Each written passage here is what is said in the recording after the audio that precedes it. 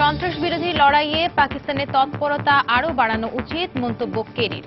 ভারতের সঙ্গে সামরিক ও বাণিজ্য সহযোগিতা জোরদারে একমত যুক্তরাষ্ট্র। মিয়ানমারে আদিবাসী গোষ্ঠীগুলোর সঙ্গে সরকারের ঐতিহাসিক আলোচনা শুরু। জাতীয় ঐক্য ও শান্তি প্রতিষ্ঠায় গুরুত্বপূর্ণ ভূমিকা রাখবে এই উদ্যোগ, মন্তব্য বান কি মুনের। সিরিয়ায় তুর্কি সমর্থিত বিদ্রোহী ও কুর্দি যোদ্ধাদের যুদ্ধবিরতিকে স্বাগত জানালো ওয়াশিংটন। সামরিক অভিযানের সমালোচনা করায় তুরস্কে মার্কিন রাষ্ট্রদূতকে তলব। এবং মেক্সিকো সফরের আগে অভিবাসী ও শরণার্থী বিষয়ে কঠোর অবস্থানের কথা পুনর্ব্যক্ত করলেন ট্রাম্প। হিলারির ইমেইল কেলেঙ্কারির প্রতিবেদন শিগগিরই প্রকাশ।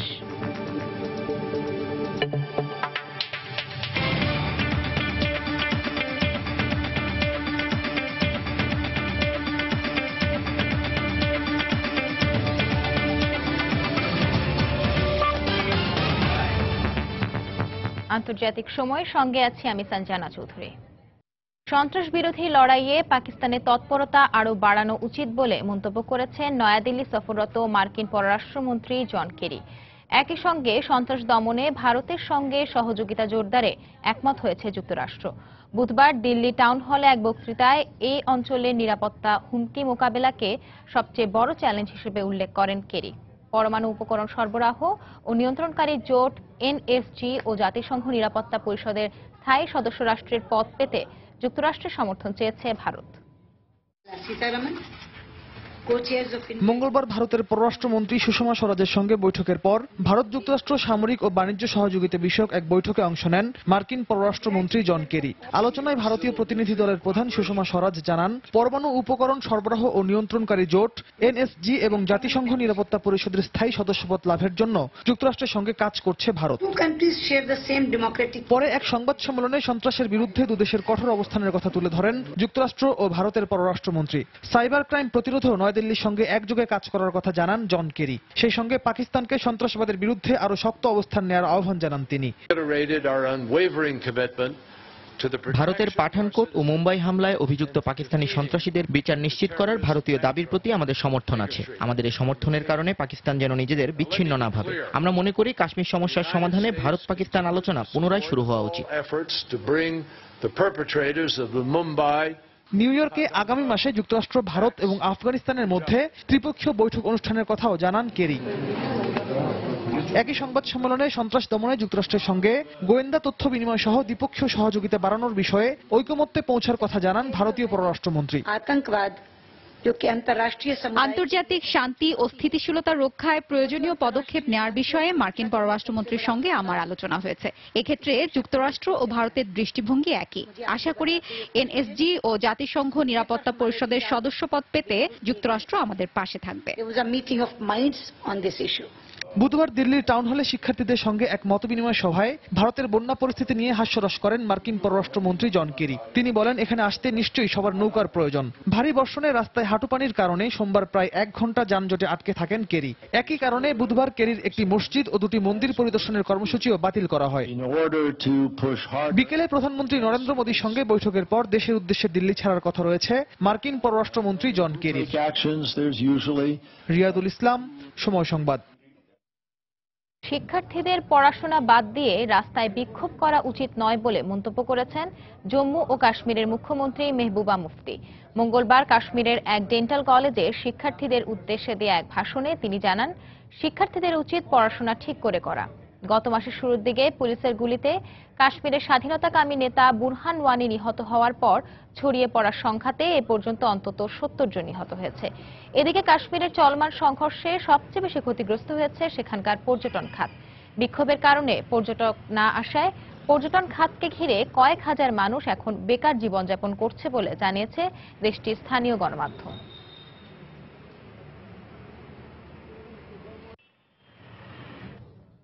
মিয়ানমারে গেল কয়েক দশক ধরে চলা সংকটের পর অবশেষে দেশটির আদিবাসী গোষ্ঠীর সঙ্গে সরকারের ঐতিহাসিক শান্তি আলোচনা শুরু হয়েছে। বুধবার রাজধানী নাইপিদোর জাতিসংঘ মহাসচিব বান কি মুনের উপস্থিতিতে রোহিঙ্গা সহ মিয়ানমারের অন্তত 17টি আদিবাসী গোষ্ঠীর সঙ্গে এ আলোচনায় বসে এনএলডি সরকার। যতদিন পর্যন্ত মিয়ানমারের জাতীয় ঐক্য ও সম্প্রীতি অর্জন সম্ভব না হবে ততদিন পর্যন্ত দেশে শান্তি প্রতিষ্ঠা সম্ভব হবে না বলে মন্তব্য করেন সু চি।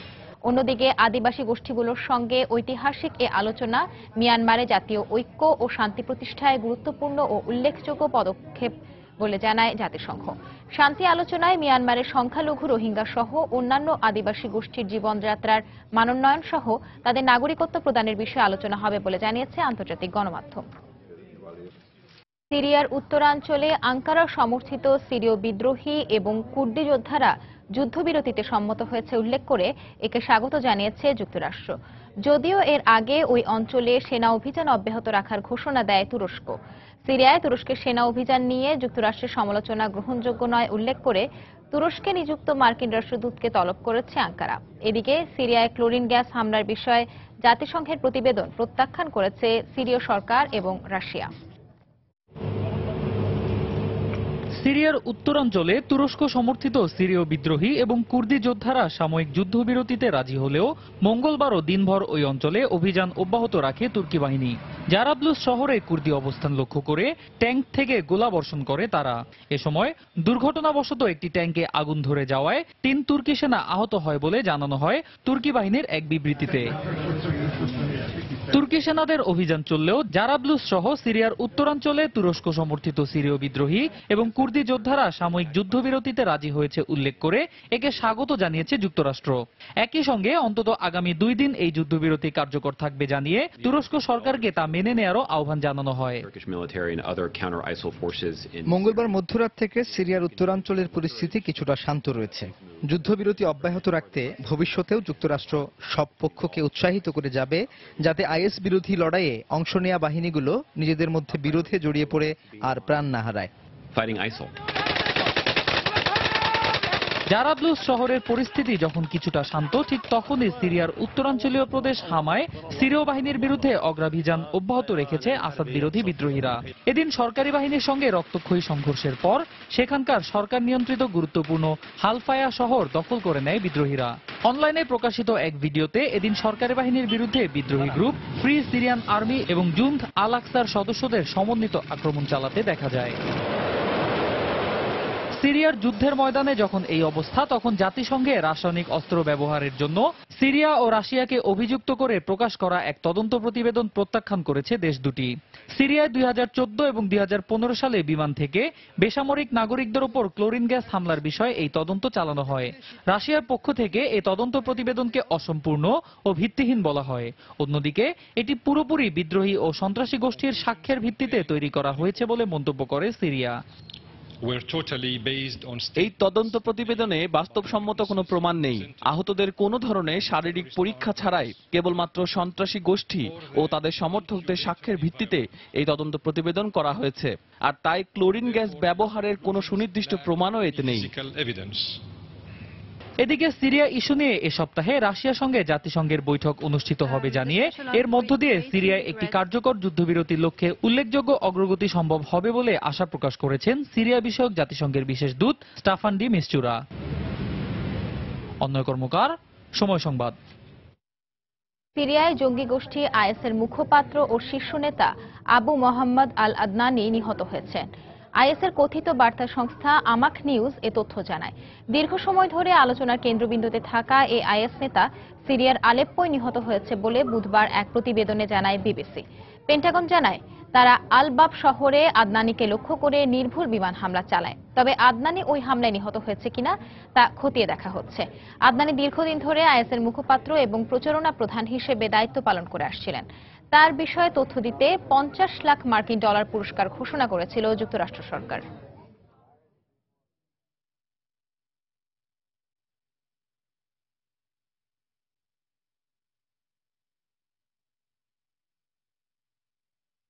আন্তর্জাতিক সময় আরো যা দেখবেন।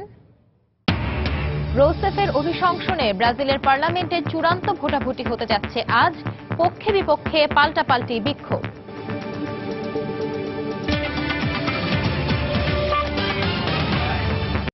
মেক্সিকো সীমান্তে দেয়াল তৈরির পরিকল্পনার কথা বলে সমালোচনার মুখে পড়া ডোনাল্ড ট্রাম্প আজ নিজেই মেক্সিকো সফরে যাচ্ছেন। যদিও এর আগে ওয়াশিংটনের এভারেটে এক নির্বাচনী সমাবেশে তিনি আবারও অভিবাসী ও শরণার্থী বিষয়ে তার কঠোর অবস্থানের কথা তুলে ধরেন। এদিকে এফবিআই জানিয়েছে, ডেমোক্র্যাট প্রার্থী হিলারি ক্লিনটনের ইমেইল কেলেঙ্কারির বিষয়ে তারা গত জুলাইয়ে বিচার বিভাগকে যে প্রতিবেদন পাঠিয়েছিল, বিভিন্ন গণমাধ্যমের অনুরোধে তা শিগগিরই প্রকাশ করা হবে। মঙ্গলবার ওয়াশিংটন রাজ্যের এভারেতে ট্রাম্পের সমাবেশের আগে তার সমর্থক ও বিরোধীরা মিছিল নিয়ে একই জায়গায় পৌঁছায়। তবে কোনো রকমের সংঘর্ষ হয়নি। বাইরে বিক্ষোভ চললেও ভেতরে ডোনাল্ড ট্রাম্প তার স্বভাবসুলভ ভঙ্গিতেই ডেমোক্র্যাটদের সমালোচনা করেন। দলটিকে দাসপ্রথার সমর্থক দল বলে আখ্যায়িত করেন তিনি। সেই সাথে আবারও অভিবাসী এবং শরণার্থী ইস্যুতে তার কঠোর অবস্থানের কথা তুলে ধরেন। রিপাবলিকান পার্টি আব্রাহাম লিঙ্কনের দল। কৃষ্ণাঙ্গরা ডেমোক্রেটিক পার্টির উপর এত আস্থা রাখে, অথচ তাদের উন্নয়নে কি করেছে দলটি? আমাদের দেশে যেসব অভিবাসী আসছে তারা কোত্থেকে আসছে, তাদের উদ্দেশ্য কি? তার দর্শক, ফাঁসির দণ্ডপ্রাপ্ত যুদ্ধাপরাধী মীর কাশেম আলীর বিষয়ে এই মুহূর্তে কারা অধিদপ্তরে কথা বলছেন কারা মহাপরিদর্শক ব্রিগেডিয়ার জেনারেল সৈয়দ ইফতেখার উদ্দিন। আমরা এখন সরাসরি চলে যাচ্ছি সেখানে। মৃত্যুদণ্ডের মতো একটা কঠিন কার্য, এই ধরনের হাসি খেলার মধ্যে দেখতে দেখতে বাচ্চাদের মধ্যে যে একটা কোমল মন থাকে, সেই কোমল মনটা আস্তে আস্তে নষ্ট হয়ে যাচ্ছে। আমার মনে হয় সেই সুকুমার মনের দিকে আমরা একটু সুবিবেচনা করা উচিত এবং এই ধরনের কার্যক্রম সরাসরি টেলিভিশনের মাধ্যমে ধারা বিবরণী প্রচার না করাই উচিত। তার পরিবারের সদস্যরা তো আজকে দেখা করেছেন, এখন ফাঁসি কার্যকর হওয়ার আগে কি আরো একবার দেখা করার সুযোগ পাবে কিনা? সবসময় আপনারা দেখেছেন যে কোনো ফাঁসি যখন কার্যকর করা হয় তার ঠিক আগের মুহূর্তেই পরিবারের সদস্যদেরকে শেষবারের মতো আরেকবার দেখা করতে দেওয়া হয়। এই প্রসঙ্গের একটু বাইরে পুরাতন কেন্দ্রীয় কারাগারের ভেতরের স্থাপনাগুলা সর্বশেষ কি পর্যায়ে আছে? আমরা সাংবাদিকরা কিছু বেশ কয়েকজন সাংবাদিক ভেতরে দেখতে চাচ্ছিলেন, ভেতরের অবস্থাটা কি, কোনটার কি পরিচয় দিলে ভালো হতো, যেখানে কিনা আমাদের জন্য খুলে দেওয়ার ব্যবস্থা করা যায় কিনা। এ ব্যাপারে আপনাদেরকে আমি সম্ভবত আপনাকেই আমি জানিয়েছিলাম যে আপনারা একটা দিনক্ষণ স্থির করে আমাকে বলেন। এটা আগামী রোববারও হতে পারে। আপনারা যদি যে কোনো সময় আপনারা সবাই মিলে একটা দিনক্ষণ স্থির করেন, সে অনুযায়ী আমরা নিয়ে যাব। প্রাথমিকভাবে আমরা প্রস্তুত ছিলাম না, কারণ ৮,০০০ বন্দী স্থানান্তর করার পরে ওটার ভিতরে যে পরিমাণ জঞ্জাল ছিল, সেই জঞ্জালটা আমাদেরকে জঞ্জালের স্তূপ পরিষ্কার করতে হয়েছে। পরিষ্কার পরিচ্ছন্ন অবস্থায় আমরা দেখাতে চেয়েছি বলেই আমরা কিছুটা সময় নিয়েছি। আমরা এখন মোটামুটি একটা ভালো অবস্থানে এসেছি এবং পরিষ্কার পরিচ্ছন্ন করে ফেলেছি এবং খুব শীঘ্রই হয়তো মাননীয় প্রধানমন্ত্রী এটা পরিদর্শন করবেন।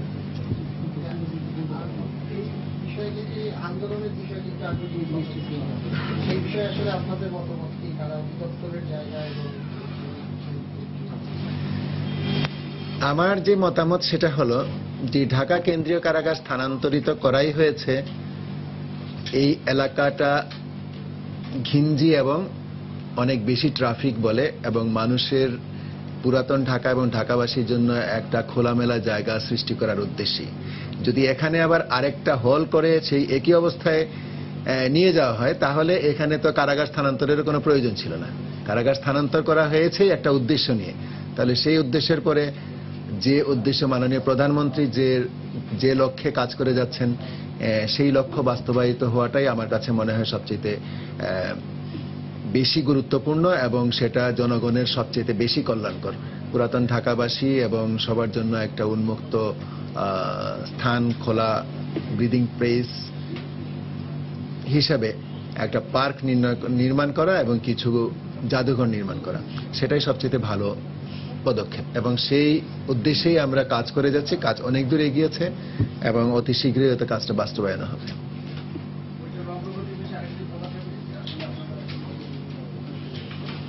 এটার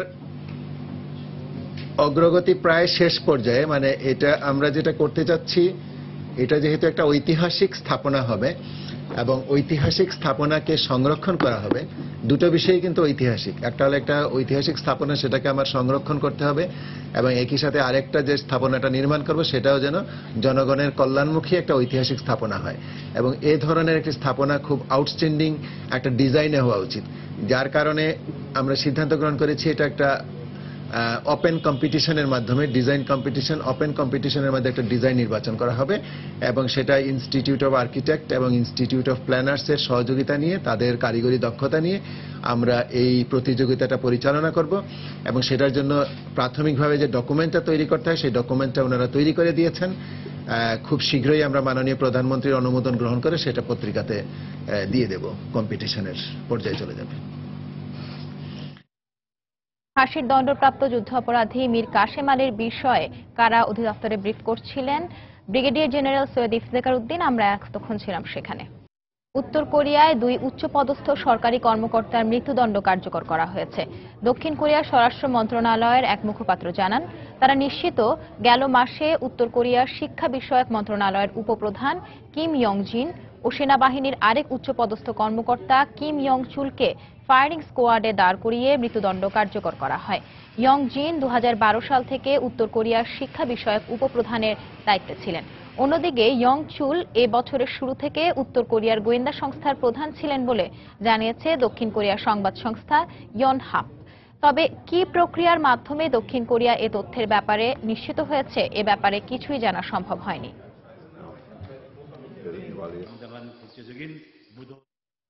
ইয়েমেনে সৌদি নেতৃত্বাধীন জোটের বিমান হামলায় অন্তত 20 জন নিহত হয়েছেন। এছাড়া আহত হয়েছেন আরো অনেকে। বুধবার দেশটির সানা এবং সাদা প্রদেশে এই হামলা চালানো হয়। এদের মধ্যে সানার অন্তত 2টি এলাকায় চালানো বিমান হামলায় 4 জন এবং সাদায় নিহত হন অন্তত 16 জন। নিহতদের মধ্যে বেশ কয়েকজন নারী ও শিশু রয়েছে বলে জানা গেছে। এদিকে ইয়েমেনে গেল 18 মাসের গৃহযুদ্ধে হতাহতের সংখ্যা 10,000 ছাড়িয়েছে বলে জানিয়েছে জাতিসংঘ। গেল মার্চে সৌদি নেতৃত্বাধীন আরব জোটের হাউথি বিদ্রোহী বিমান অভিযান শুরুর পর পরিস্থিতি আরো ভয়াবহ আকার ধারণ করে। মঙ্গলবার এক সংবাদ সম্মেলনে জাতিসংঘ মানবাধিকার বিষয়ক সমন্বয়ক জেমি ম্যাকগোল্ডরিক বলেন, চলমান সহিংসতায় বাস্তুচ্যুত হয়েছে 30 লাখ মানুষ, যাদের মধ্যে অন্তত 20,000 বাসিন্দা অন্য দেশে পালিয়ে গেছে।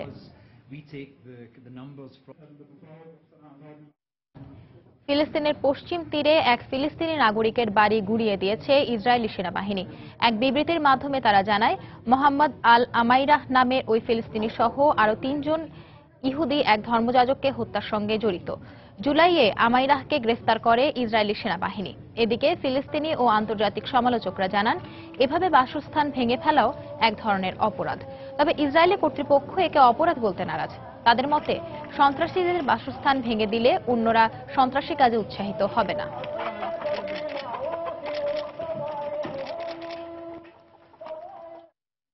সোমালিয়ার রাজধানী মোগাদিসুর প্রেসিডেন্ট ভবনের পাশে গাড়ি বোমা হামলায় নিহত হয়েছে কমপক্ষে 6 সেনা সদস্য।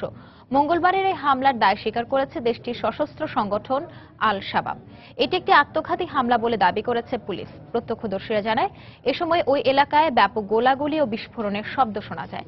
সোমবার রাতেও রাজধানীতে পৃথক হামলার ঘটনা ঘটলেও তার বিস্তারিত বিবরণ জানা যায়নি। গেল সপ্তাহে মোগাদিসুর একটি জনপ্রিয় আবাসিক হোটেলে আল শাবাবের বোমা হামলায় 10 জন নিহত হয়।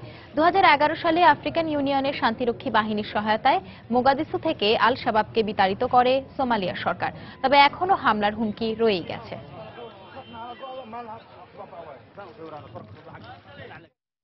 আন্তর্জাতিক সময় আরো যা দেখবেন, জাপানের উত্তরাঞ্চলে শক্তিশালী ঘূর্ণিঝড়ের আঘাতে 11 জনের মৃত্যু। উপকূলীয় এলাকায় ভূমিধস ও প্রবল বৃষ্টিপাত। সরিয়ে নেওয়া হয়েছে 4 লাখ অধিবাসীকে।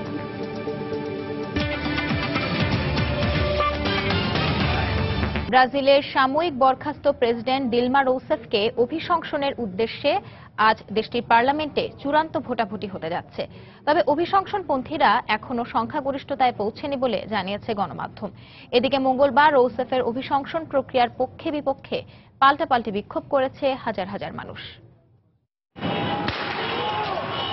সাও পাওলোতে মঙ্গলবার পুলিশের সাথে এমন সংঘর্ষ বেঁধে যায় সাময়িক বরখাস্ত প্রেসিডেন্ট দিলমা রৌসেফের সমর্থকদের। রৌসেফকে অভিশংসন না করার জন্য তারা যখন স্লোগান দিচ্ছিল, তখন তাদের সরিয়ে দিতে টিয়ার শেল ছোড়ে পুলিশ। আটক করে রৌসেফপন্থী 2 সংগঠন রেভলিউশনারি ওয়ার্কার্স মুভমেন্ট ও হোমলেস ওয়ার্কার্স মুভমেন্টের 4 কর্মীকে। সিনেটরদের মতামত পরিবর্তনের চেষ্টা আমরা করছি না। আমরা শুধু জানাতে চাচ্ছি, এই পরিস্থিতি শেষ না হওয়া পর্যন্ত আমরা দিলমা রৌসেফের সাথে থাকব। একই সময় সাও পাওলোতেই দিলমাকে দুর্নীতিবাজ আখ্যা দিয়ে তার অপসারণের দাবিতে বিক্ষোভ করে বিরোধীরা। দাবি জানায় দ্রুত দিলমাকে অভিশংসিত করে বিচারের মুখোমুখি করার। বাইরে যখন এমন বিক্ষোভ চলছে তখন সংসদের ভেতর দিলমা রোসেফ তাকে অভিশংসিত না করার জন্য আত্মপক্ষ সমর্থন করছেন। তার আইনজীবী গণমাধ্যমের কাছে বলেন, দুর্নীতি করা তো দূরের কথা, ক্ষমতায় থাকা অবস্থায় কখনো তিনি অন্যের দুর্নীতিও সহ্য করেননি। ব্রাজিলের রাজনীতিকদের মধ্যে যদি এমন কেউ থেকে থাকেন যিনি একেবারে সঠিক এবং কখনো কোনো অনিয়ম করেননি, তিনি হচ্ছেন দিলমা রোসেফ। তার অপসারণ প্রশ্নে তিনি যে গণভোটের প্রস্তাব দিয়েছেন, আপনাদের উচিত তা মেনে নেওয়া। কারণ আপনারা জানেন, কোনো তথ্য প্রমাণ না থাকলে একজন প্রেসিডেন্টকে কোনোভাবেই বিচারের মুখোমুখি বা অভিশংসন করা যায় না। দিলমাকে অভিশংসন করা বিষয়ে পাল্টাপাল্টি বক্তব্য দিয়েছেন সিনেট সদস্যরা। মঙ্গলবার সংসদে দীর্ঘ বিতর্ক হয় এই বিষয়ে। দিলমা রোসেফ এরই মধ্যে যথেষ্ট তথ্য পেশ করেছেন যা দিয়ে প্রমাণ হয় অভিশংসন করার মতো এমন কোনো কাজই তিনি করেননি। তারপরও তাকে অপসারণ করা হলে তা হবে গণতন্ত্র বিরোধী পদক্ষেপ। দুর্নীতি তিনি করেছেন, আর এই প্রক্রিয়া শেষ করতেই তাকে অভিশংসন করতে হবে। দিলমাকে অভিশংসন করার জন্য বুধবার সংসদে চূড়ান্ত ভোটাভুটি হবে। 81 জন সিনেট সদস্যের 2/3 অর্থাৎ 54 জন অভিশংসনের পক্ষে ভোট দিলে স্থায়ীভাবেই পদচ্যুত হবেন রোসেফ। তার বিরুদ্ধে অভিযোগ, নির্বাচনের আগে জনসমর্থন হারানোর ভয়ে কারসাজি করে বাজেট ঘাটতির তথ্য গোপন এবং প্রবৃদ্ধির হিসাব বাড়িয়ে উপস্থাপন করেছিলেন তিনি। এই অভিযোগে গেল মে মাসে সিনেটের ভোটাভুটিতে তাকে সাময়িক বরখাস্ত করে মাইকেল টেমারকে ভারপ্রাপ্ত প্রেসিডেন্ট নিয়োগ দেওয়া হয়। তানজিম মুনিয়াত, সময় সংবাদ। জাপানের উত্তরাঞ্চলে শক্তিশালী ঘূর্ণিঝড় লায়ন রকের আঘাতে 11 জনের মৃত্যু হয়েছে। নিখোঁজ রয়েছেন অন্তত 3 জন। স্থানীয় সময় বুধবার ভোরের দিকে ঘূর্ণিঝড়ের প্রভাবে হোক্কাইডো দ্বীপ ও আইওয়েট অঞ্চলে ভারী বৃষ্টি ও ভূমিধসের ঘটনা ঘটে। এতে একটি সেতু ও কয়েকটি ভবন ধসের খবর পাওয়া গেছে। আইওয়েট এলাকায় পুরনো একটি বাড়ির ধ্বংসস্তূপ থেকে 9 জনের মৃতদেহ উদ্ধারের কথা জানায় কর্তৃপক্ষ। এর আগে মঙ্গলবার রাতে টোহোকু অঞ্চলে ঘন্টায় 120 কিলোমিটার বেগে আঘাত হানে টাইফুন লায়ন রক। উপকূলে আঘাত হানার পর ঝড়টি দুর্বল হয়ে এলেও এর প্রভাবে উত্তরাঞ্চলে ঘন্টায় 80 মিলিমিটার বৃষ্টিপাত রেকর্ড করা হয়েছে। এর মধ্যে উপকূলীয় 4 লাখেরও বেশি অধিবাসীকে নিরাপদে সরিয়ে নেওয়া হয়েছে। বৈরী আবহাওয়ার কারণে বাতিল করা হয়েছে অভ্যন্তরীণ রুটের শতাধিক ফ্লাইট।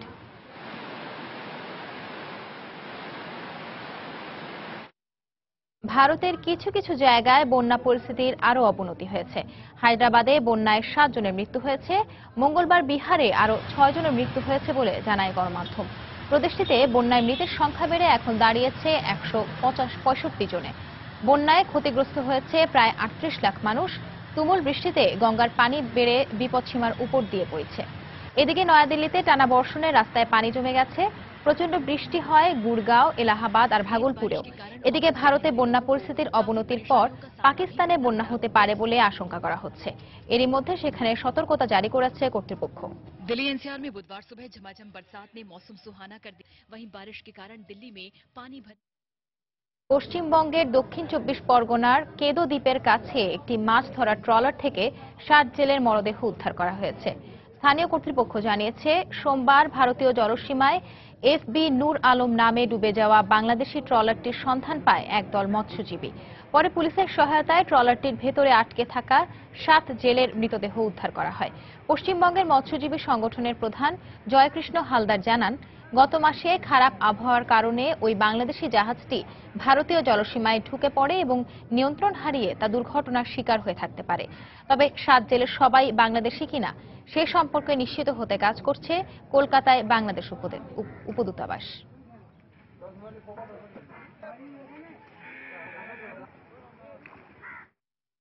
যুক্তরাষ্ট্রের ক্যালিফোর্নিয়া অঙ্গরাজ্যে আবারও দাবানলের ঘটনা ঘটেছে। মঙ্গলবার দুপুরের দিকে রাজ্যের রিভারসাইড এলাকায় হঠাৎ এই দাবানল ছড়িয়ে পড়ে। 3 ঘন্টার মধ্যেই প্রায় 400 একর জমিতে ছড়িয়ে পড়ে এই দাবানল। এছাড়াও পরিস্থিতি নিয়ন্ত্রণে নিরাপদ স্থানে সরিয়ে নেওয়া হয়েছে নিকটবর্তী প্রায় 700 বাসিন্দাকে। তবে এখন পর্যন্ত ঘরবাড়ির ক্ষয়ক্ষতি বা হতাহতের কোনো খবর পাওয়া যায়নি। আগুন নিয়ন্ত্রণে কাজ করছে রাজ্যের প্রায় 350 দমকল কর্মী। আবহাওয়া উষ্ণ থাকায় আগুন নিয়ন্ত্রণে বেগ পেতে হচ্ছে বলে জানিয়েছে দমকল বাহিনী। রিভারসাইড ছাড়াও বর্তমানে ক্যালিফোর্নিয়া অঙ্গরাজ্যের আরও অন্তত 10টি এলাকায় দাবানল নিয়ন্ত্রণে কাজ করছে তারা।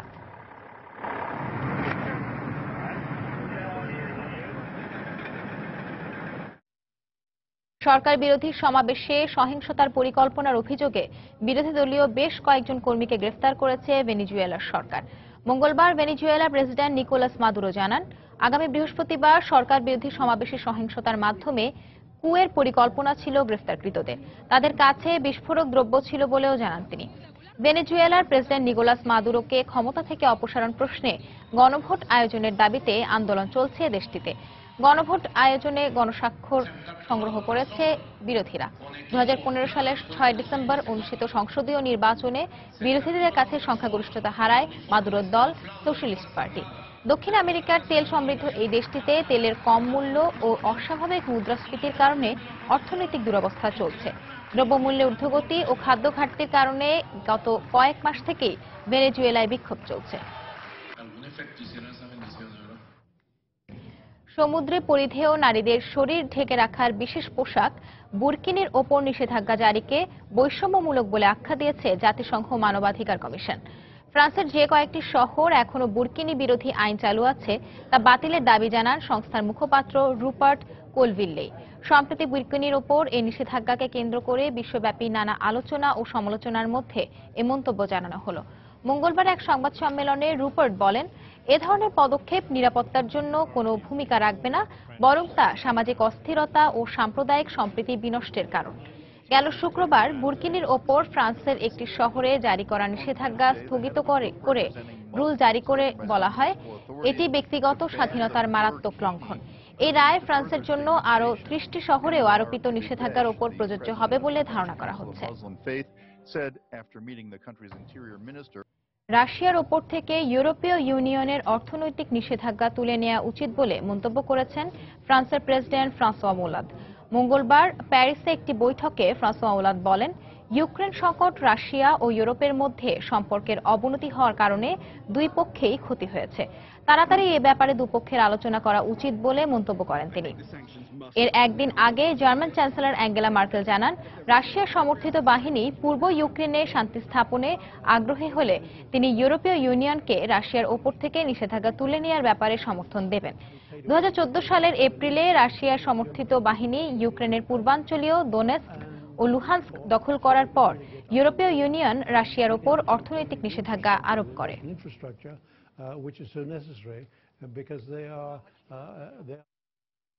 সিঙ্গাপুরে জিকা ভাইরাসের প্রাদুর্ভাবের খবরে এ ভাইরাসের সংক্রমণ ঠেকাতে ব্যাপক জনসচেতনতামূলক কর্মসূচি হাতে নিয়েছে প্রতিবেশী দেশ ইন্দোনেশিয়া। সম্প্রতি সিঙ্গাপুরে 41 জনের দেহে মশাবাহিত জিকা ভাইরাসের অস্তিত্ব পাওয়া যায়। আক্রান্তদের বেশিরভাগ বিদেশি নির্মাণ শ্রমিক। এর পরিপ্রেক্ষিতে সীমান্ত এলাকায় অবস্থিত বিমানবন্দরে প্রতিরোধমূলক ব্যবস্থা বাড়িয়েছে ইন্দোনেশিয়া কর্তৃপক্ষ। জিকা শনাক্তকরণ যন্ত্রের সাহায্যে বিদেশি নাগরিকদের স্বাস্থ্য পরীক্ষা করা হচ্ছে বলেও জানায় দেশটির স্বাস্থ্য মন্ত্রণালয়।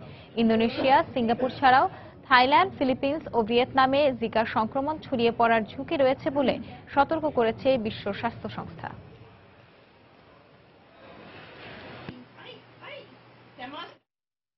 যুক্তরাষ্ট্রের টেক্সাসে সড়ক দুর্ঘটনায় নিহত হয়েছেন সঙ্গীত শিল্পী আলী ইমামের ছেলে নিউ ইয়র্ক প্রবাসী মাহবুবুল সৌরভ ও তার স্ত্রী সাফিনা সৌরভ। নিহত সৌরভ দম্পতির গ্রামের বাড়ি বাংলাদেশের টাঙ্গাইলে। দুর্ঘটনায় তাদের সন্তান শাবাব সৌরভও আহত হয়, তার অবস্থা আশঙ্কাজনক বলে জানিয়েছে চিকিৎসকরা। রোববার রাতে টেক্সাসের নরম্যান্ডি শহরে সৌরভকে বহনকারী প্রাইভেট কারকে অপর একটি প্রাইভেট কার ধাক্কা দিলে এ দুর্ঘটনা ঘটে। অপর গাড়ির চালকও ঘটনাস্থলেই নিহত হয়। ওই দম্পতি সপরিবারে টেক্সাসে বেড়াতে গিয়েছিলেন বলে জানা গেছে। ভারতের উত্তর পশ্চিমাঞ্চলীয় প্রদেশ রাজস্থানে সড়ক দুর্ঘটনায় নিহত হয়েছে অন্তত 6 জন, আহত হয়েছে বেশ কয়েকজন। মঙ্গলবার রাজ্যের তিলওয়ারাতে যাত্রী পরিবহনকারী একটি ট্রাক্টর নিয়ন্ত্রণ হারিয়ে উল্টে গেলে এই হতাহতের ঘটনা ঘটে। এ সময় ট্রাকটিতে 30 জন আরোহী ছিল বলে জানায় পুলিশ। গুরুতর আহত 6 জনকে হাসপাতালে চিকিৎসা দেওয়া হচ্ছে। ভারতের সড়ক ও পরিবহন মন্ত্রণালয় জানায়, ভারতে প্রতিদিন অন্তত 400 মানুষ সড়ক দুর্ঘটনায় মারা যায়। 2015 সালে অন্তত 5 লাখ দুর্ঘটনায় প্রায় 1.5 লাখ মানুষের প্রাণহানি হয়।